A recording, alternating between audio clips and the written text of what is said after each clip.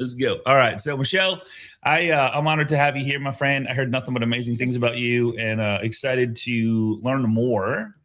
The title was Burnout, like the Burnout lie is what I used. And so introduce yourself, please. And where are you at? Where are you coming from? What do you do?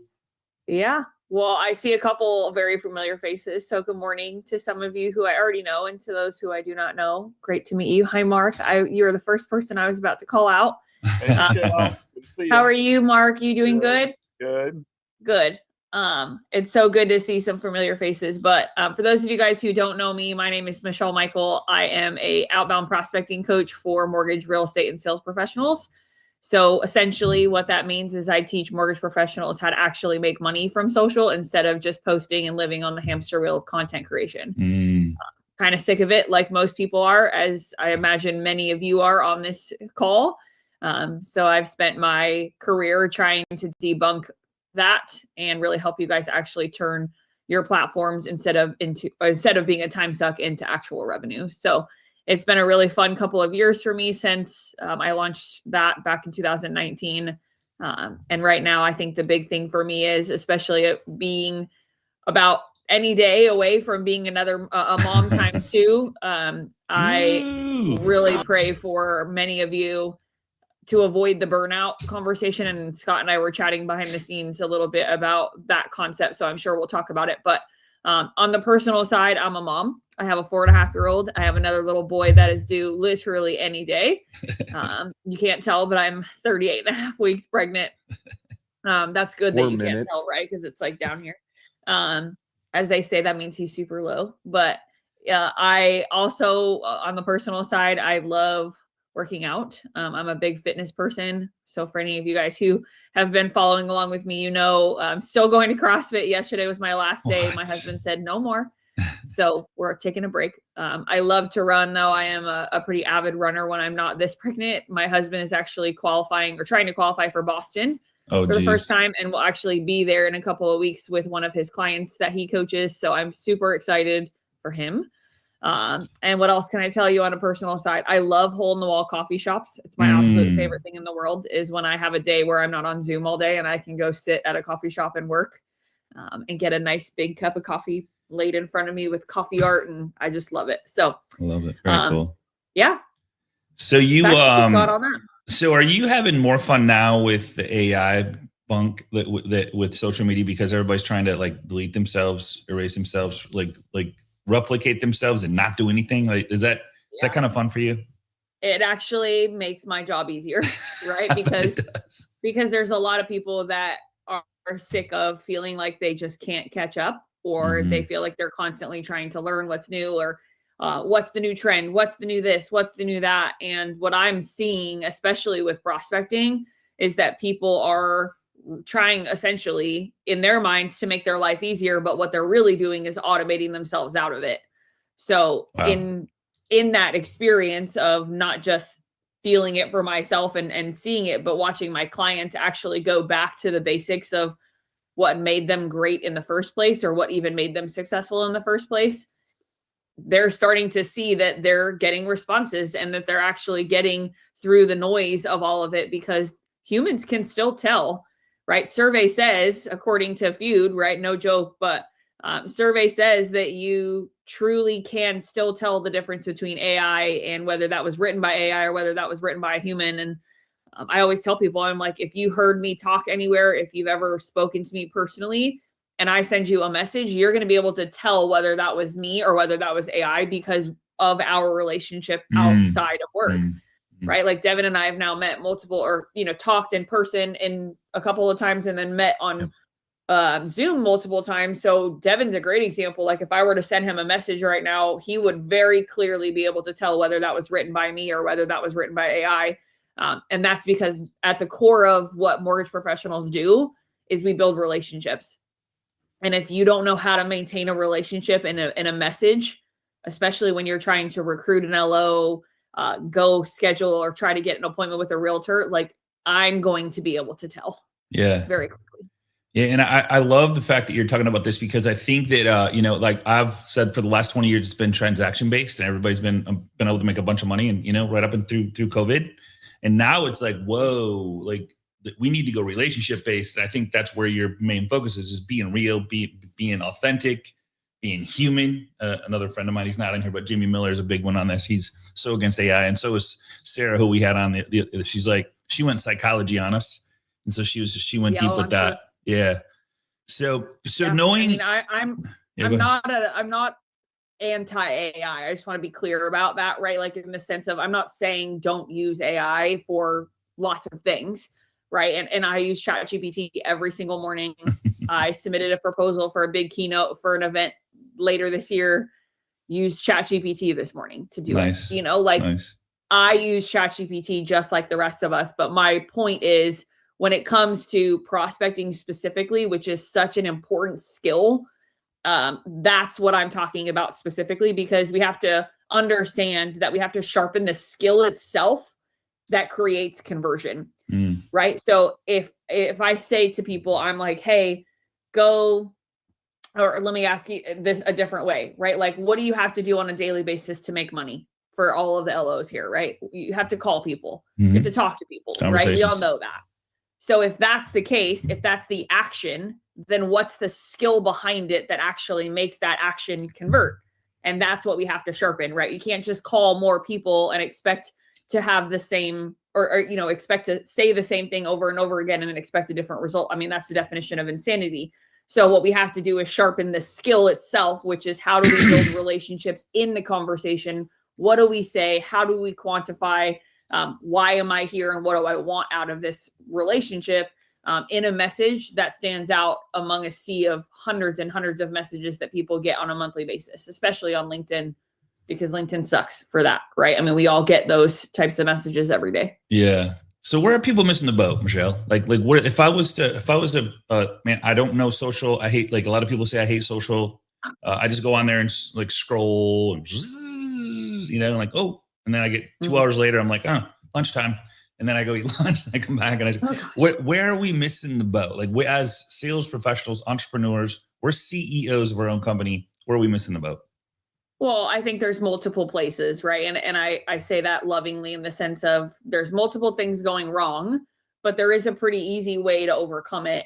And so I think most professionals think that the solution to we feel unstable around this whole conversation related to social.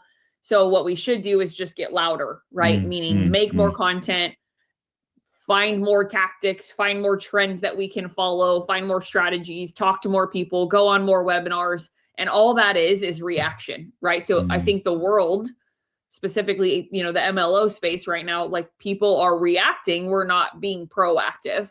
So instead of thinking about it from a perspective of, I don't need to get louder, I need to get clearer.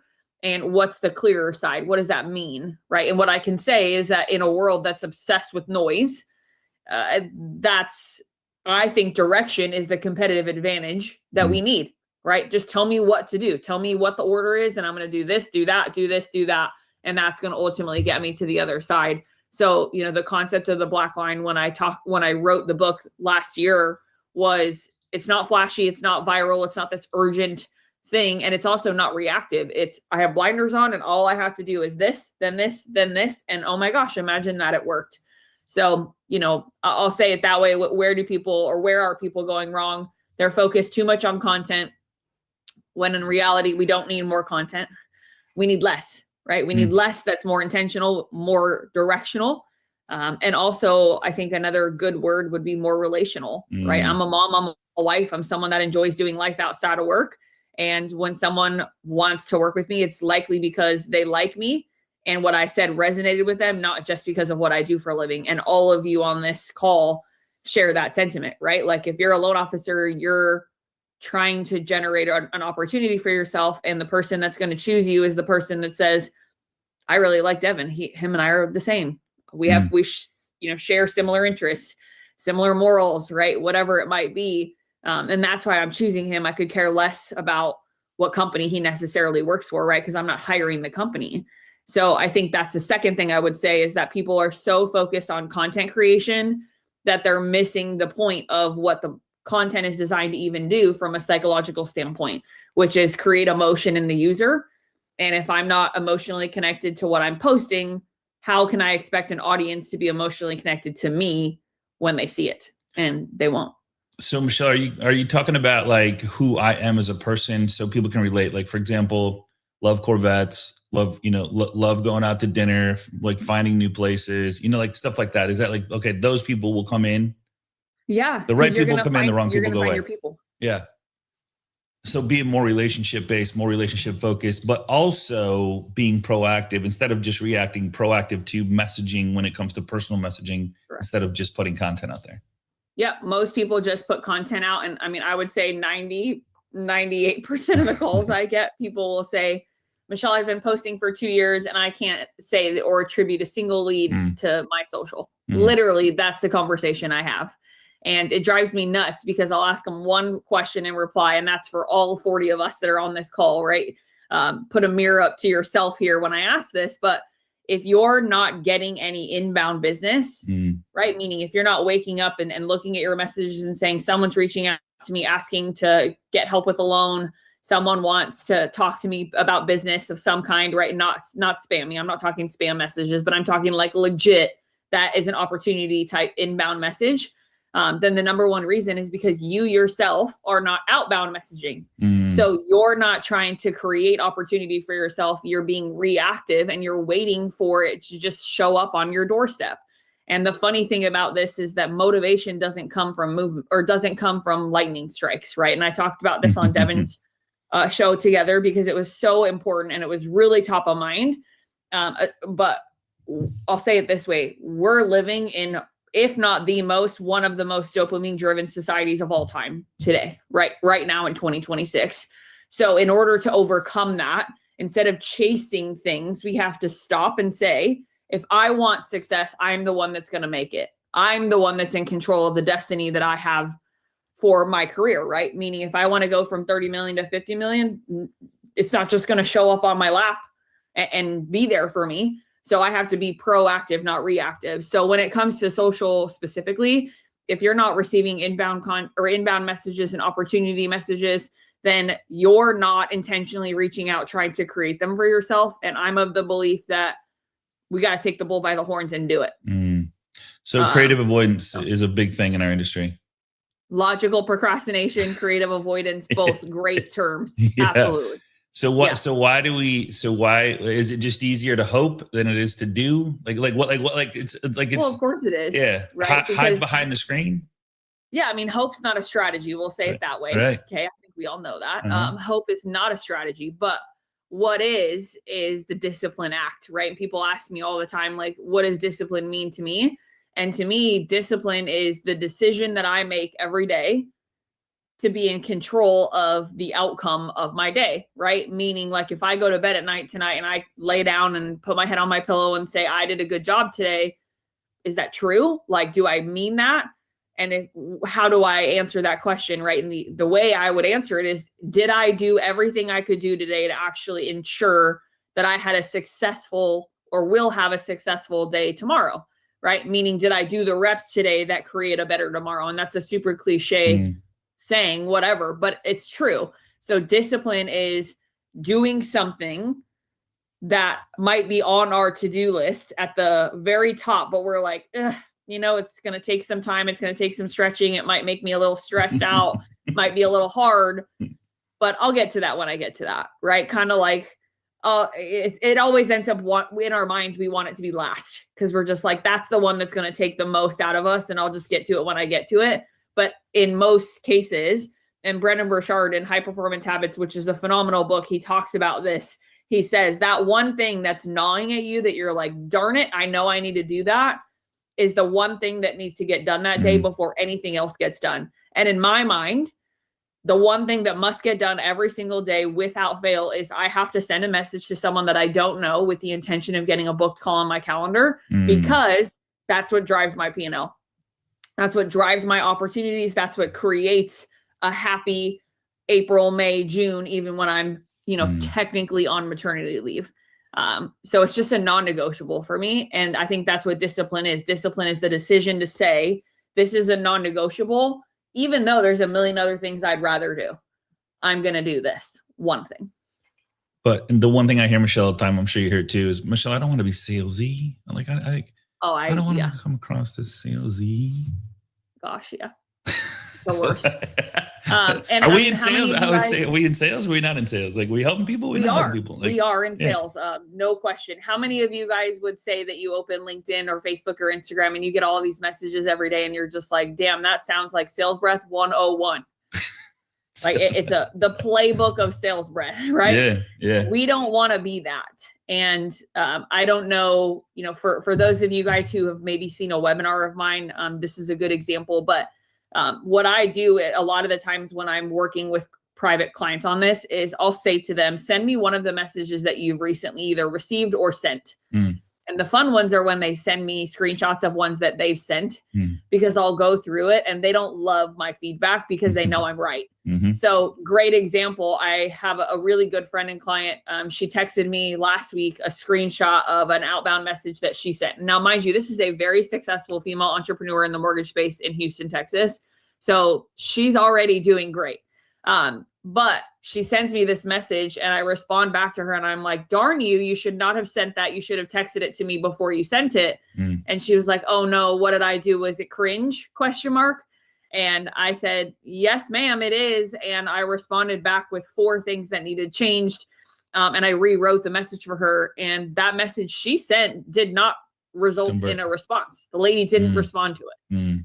So had she slowed down for a second and actually had it rewritten the way that I coached through this, guarantee you she would have gotten a response. So the 2 things I'll say to your question or comment there, Scott, is I don't want to be salesy. There's 2 main reasons why it comes across salesy. And I know we don't have time to like break down all the 4-part framework and all of that. But what I can say, there's 2 things. Number 1 is your ask for a call or a call to action type point is too early on in the message. That's number 1. That has to be at the very bottom of your message, and it must be a time anchored call to action. So 2 things that are wrong most prevalently. Number 1 is your call to action is too early on in your message and it's not time anchored. So that needs to be at the very end of it. Now, a time anchored call to action, the difference is, hey, Devin, are you available next week to chat? Versus, hey, Devin, I have Tuesday morning next week open. I could maybe do Wednesday morning too, but just do either day work at 10 a.m. Central for you. Versus, hey, are you available next week? No, I'm not. Right? Yeah, right. But maybe I might be Monday or Tuesday or Wednesday morning. Right? So when you time anchor a call to action, you're exponentially, I don't know the exact data, but I've seen studies on this. That show the difference in the response rate of a time anchored call to action as opposed to, hey, are you just available next week? Right. Especially me in my current situation. It's so funny because I was talking to another female yesterday who I love. And you guys, many of you know her, Cindy Ertman. But I was talking to Cindy and I said, I got a message asking if I was available next week. And I responded nicely saying, well, I could have a baby Monday. I could have a baby Tuesday. I could have a baby Wednesday. So I don't actually know if I'm available next week. Right. So had that person said Monday, the likelihood is significantly higher because I'm not due till the 28th. Right. So again, that's where, it's situational for everybody, but still you have to think about, I might not be. Right. So number 1 is the time anchored call to action piece. And why I think so many people are doing this wrong is you have to remember, I have a watch on. Most of you guys probably have watches where you get text messages or notifications that come through. And even on social, when we have like the app or the notifications come through on our phone, I can read the preview of the message that you sent to me. Right. So I can read the first sentence and a half basically of what you're sending. So what that means is that if you ask me for a meeting in the first sentence and a half that I can read from my phone or from my watch, I'm out. Right. So that's number 1. At number 2 is the personal connection piece. It's done very poorly. And Devin, I know you and I talked about this, so I'd love for you to chime in, but we talked about it on your show because it was so important. And you and I literally had this experience, right? Of if someone just says in a message, let's say I'm messaging Mark, right? Who I know. Let's say if I just say, hey, Mark, I just got off a call with Cindy. I would love to jump on a call with you and see if you're available to chat. he's going to be like, well, I know Cindy, but Michelle, how do you know Cindy? Cindy could just be anybody to me, right? But if I don't explain my relationship with Cindy, which goes very, very deep, years and years of friendship, then Mark's just like, Michelle's just name dropping Cindy for reputation's sake, but does she actually know him or know her? Excuse me. Right. So I don't know if you want to chime in, Devin, but I know you had a very similar experience with this. And we talked about it. Well, I actually had a similar experience with you. Oh, and me too. Well, yeah. Because we were literally at the Mortgage Comma event, and I think it was Irene that introduced us? Irene it was Duford, Irene Duford, who I know very well, right? Through the coaching program and through just years. She's been on my podcast. We've done business together. And she said, hey, Michelle, do you know Devin? She's like, no, I don't. She's like, you two need to know each other. And, here we are again for our second meetup. So we did a podcast, which I dropped in here. If you guys want to check that out, not because of me, because of Michelle. She dropped amazing insight. And you guys, if you love what you're hearing here, it's a great way to hear that again. But that's how we connected. Now, I don't even remember the story that you're trying to anchor me to. Yeah, no, and I do. I do. Experience. I do. So when you get a message, right, from someone, let's say you open your Instagram or you open your LinkedIn and someone's trying to prospect you, and you get a message and it says, hey, Devin, I know James. James told me that I should reach out to you. Are you available next week? What's the first thing that you think about when you see James, like the name James? Well, I don't know. Because of the warm referral. Because of the warm referral. But yeah, exactly. Immediately, I'm tied to that individual. I'm saying, okay, it's a warmer referral, right? But no question about it. What if I actually said it this way? What if I said, hey, Devin, I wanted to reach out to you. I had actually just gotten off a call with James. What a crazy small world. He mentioned that you and him just got back from this, and James and I just got back from doing this. He said that it would be really cool for the two of us to connect and see if there's some synergy between the two of us to 100%. do stuff together. I'm hopping on the phone with you immediately. Yeah. I'm like, either they know each other really well. They were just, know, exactly. Yeah. So what does it do to me? Right. It creates a reputable name around who I am, even though you've never met me. Yeah. Right. So instead of just saying, I know James told me to message you, I'm adding the personal connection involved in the relationship. That's right.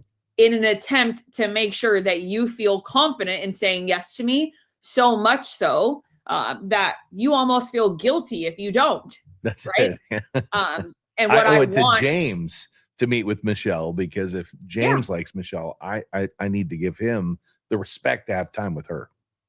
And that's where it's like, even if we get on the call and nothing comes of it, you're very unlikely to say no. Right. So the second thing that people do wrong in these outbound messages that make the salesy thing happen, Scott, which I really loved your point there, is they lack personal connection. So they don't understand the power of explaining it in a message. And it ends up being more about, hey, what do I want out of this with you? As opposed to, hey, why is this a we thing? Why should we be getting together? And I have a client yesterday who sent me an email that he was going to send to a realtor. And it was, I know where he was going with that. I know what he was trying to do. But I read his message to him out loud, and I had rewritten how I would have sent it. And I asked him the number one thing. I said, I want you to listen to how I read your message out loud verbally. And I then want you to listen to how I read the message that I rewrote and tell me what you feel like is different. And he said, well, energetically, the second message is just clearly not about me. It's about him and how I'm trying to talk him up and make him feel like, hey, this is really something that I feel like you and I should do together because of this mutual person that's building the bridge between the two of us. And his first message was so sales breath 101. I mean, I guarantee you that every loan officer on this call has sent a message like what my client sent me yesterday. We've all done it, myself included. It's funny. It's funny. I was trying to think of how we got connected, and I'm still trying to think of how we got connected. But then just before Devin goes, who's on today? I go, Michelle, and she goes, oh, like literally within 30 seconds, he literally put you on another level. Like, he's like, oh shit, really? Cause I researched you. I saw, but I didn't get what you're talking about is that intro. until just before you logged on. Devin's like, oh shit, yeah, she was on my podcast. She's like travels. I'm like, oh geez, okay, all right. Like, okay, this is fun. But I mean, like, so whoever made the intro to you, it wasn't that. It was just, hey, like, I think Michelle should be on the show. So I totally Hey, like, Scotty. yeah. Can I type in, hey Michelle? It's Kim. Hi. I haven't been on camera. So you guys always or often comment on my social. The only reason that I'm able to show up on social the way I do is because of Michelle. Because I didn't know anything about how to do social or create content or engage until I worked with Michelle and her team, and they're amazing. So everything that Michelle teaches, I am like living proof that if I can do it, anybody can do it. And she's a great coach. Love it. Well, Kim, I love you, and it's so good to see you. I appreciate you. Yeah, love you too. So that brings me to how does somebody get a hold of you, Michelle? Like, if I say, hey, Michelle, I love this, love you. I'm hearing all these testimonials. Like, I want to talk to you. Just before we got on the call, there's another business partner of ours at Premier that is close to working with you. So obviously you got something going on. So like, how does somebody get a hold of you? Well, I just dropped my strategy call link in the chat box. Honestly, that's really the best way. If there's any conversation around what you guys are hearing that you might want to chat with me about, that's the best way. But here's what I can tell you. And I'm going to be very direct because I am just a very direct human in this sense. I am not a social media coach, and I'm very clear about creating the differentiation between those two things. Because what do? I teach people how to actually make money from this, right? Meaning we're going to pull all the layers back, and I really focus on outbound prospecting in the sense of your content. This is super important. Your content is the foundation of how you prospect. So if your content sucks, guess where we have to start? In your content. Because what happened, or what used to happen back in 2014 when I started Instagram and social and built all of this stuff, at that time the algorithm would help us be found or to be seen, right? And even really up until 2018, 2019, like we could just post content and the algorithm would just show our content to a bunch of people, and that's how people would come across us. Well, insert 2023 and beyond, and that's not the case anymore, right? The algorithm doesn't just show our content to everybody. So if you're looking at your content and you're like, well, crap, I'm not getting any engagement, you got two problems. Either number one, your content is really, really bad, and all you're using is in-house marketing, copy paste Canva graphics, which is a huge problem and a whole nother podcast episode. But that's number one. And number two, you're not telling the platform that you're available for conversation. So you're not telling the algorithm that, hey, I am encouraging and I am active in my own messages. Therefore, you should have people find me, right? So we have to be in control of that. And how do we do that? We have to be the one to send messages, because Devin, Scott, Mark, whoever, Kim, right? You guys aren't going to just find my content. How are you going to see my content? You're going to see it because I sent you a message and said, hey, Devin, I'd love to jump on a call with you. And you're like, who is this Michelle girl? You click on my profile. Now you're looking at my content. It used to be the other way around. So please hear me say that. Like, I'm never going to see your content almost at all, unless I send you a message or you send me a message. And now the algorithm is going to tell me that or that you're available for me to consume. So when Devin sent me a message on Instagram back at MortgageCon, all of a sudden, what did the algorithm do? Before I even started following him, all of a sudden I started seeing his content more consistently. And then I was like, shit, I'm not following him yet. Follow, right? But that doesn't happen anymore unless you're the one to initiate engagement. So if you're sitting back saying my content's not working, I'm not generating ROI, why is this happening? It's because you're not creating it. And so as far as, how I operate and what I really harp on is your content has to be really good. Because if it's not really good, it doesn't matter how great your message is.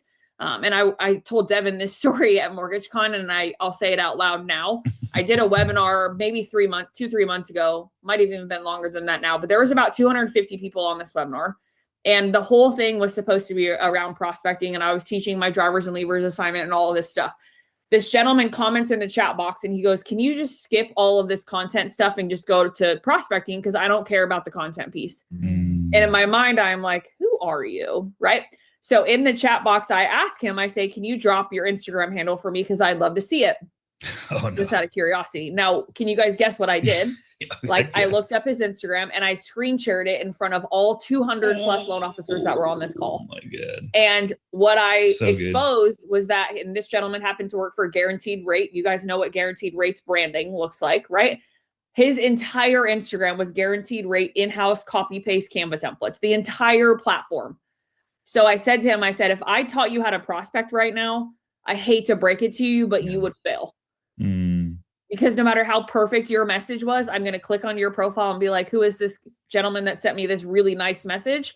And I'm going to look at your content and be like, I'm out. So why get halfway there and not make sure you can seal the deal is my point. Crazy.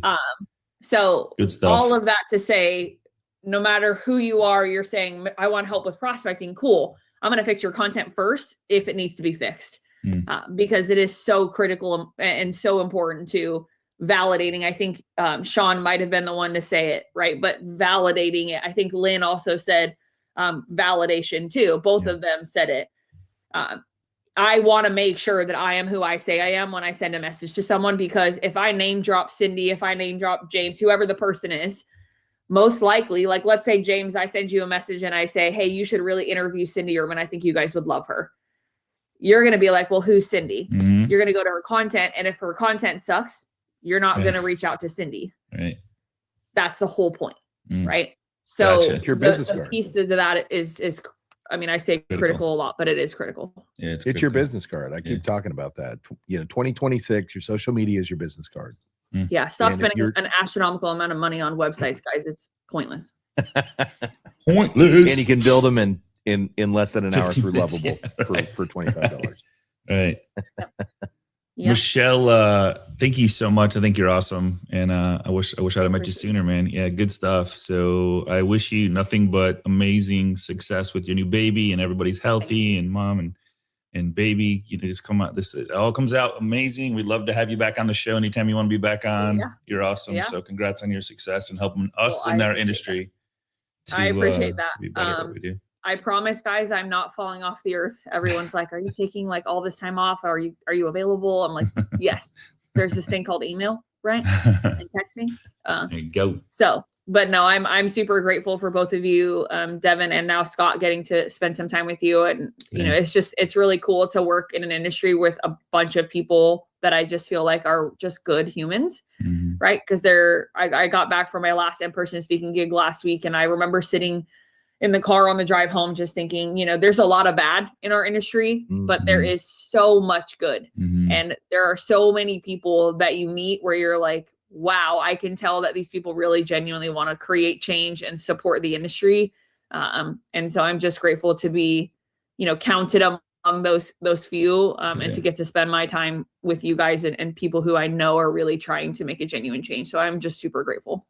And by the way, I love babies. So if you ever need a babysitter, just call me up, text me, email me. On our next time together, I'll just make sure he's strapped to my chest. Okay, love it. Love. All right. Do you have a name? I no longer do I apologize for being a mom. I think many years ago, you're like, oh, I'm so sorry. Oh, I'm so sorry. And no, I'm not sorry, because I love being a mom and I love being a business owner, because they can coexist. Absolutely. You got a name?